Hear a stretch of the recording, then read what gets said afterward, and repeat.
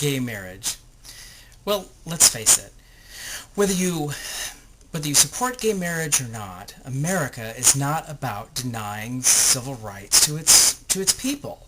Since when does America do that? We have a history of correcting injustice, and eventually this injustice will be corrected as well.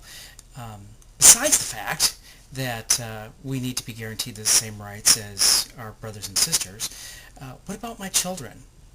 My children are not protected in the same way that children of heterosexual couples are protected.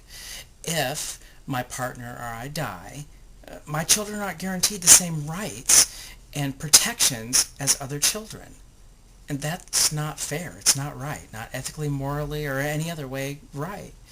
As well as, God forbid, if my partner and I were to split up, our children are not protected in the same way that, let's say, my high school friend who is now divorcing, her 3 children are protected, that their father and their mother both have to support those children. Legally, there is a responsibility there.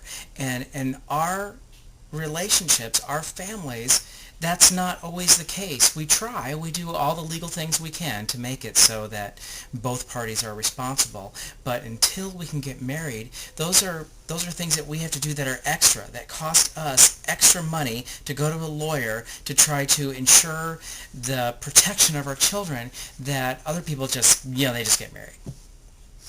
And that's not fair. That's not what America's all about. So yeah, you should be for gay marriage, for a lot of reasons, not just because it's right, morally right, but because it's going to save you money in the long run. I mean, come on. If our relationship breaks up or if one of us dies, there's a large possibility that my family's going to become a burden on society, because I don't know if I can raise 4 children financially all on my own. Nor should I have to, nor should I be expected to, or anybody else who's in a relationship be expected to do that. That, you're in a relationship and you're raising your children together. If I was a single parent, I might not have 4 kids. I might only be able to have 1 or 2. But I'm not. I'm in a relationship that needs to be recognized by my government, not by your church or his church or her church or anybody else's church. I don't care what your church says about it.